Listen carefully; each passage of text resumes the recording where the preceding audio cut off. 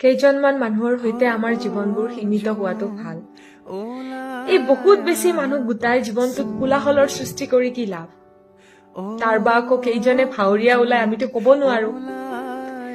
আপুনি যে আপোনাৰ ফালৰ পৰা এটা সম্পৰ্ক ইমান ধুনীয়াকে সযতনে ধৰি ৰাখিছে যাতে সম্পৰ্কৰ ৰছীডাল কেতিয়াও ছিঙি নাযাও, সম্পৰ্কটো কেতিয়াও যাতে নোহোৱা হৈ নাযাও, কেতিয়াবা ভাবি চাইছেনে? আপোনাৰ সমানে বিপৰীত দিশৰ মানুহজনেও সমানেই চেষ্টা চলাই আছে বুলি সম্পৰ্কটো ধৰি ৰাখিবৰ কাৰণে। পাৰিলে কেতিয়াবা এৰি দি চাবচোন। যদি আপোনাৰ সমানে সেই মানুহজনেও ৰছীডাল সমানেই ধৰি আছে, তেতিয়াহ'লে আপুনি ভাগ্যৱান। তেনেকুৱা মানুহক সযতনে ৰাখক।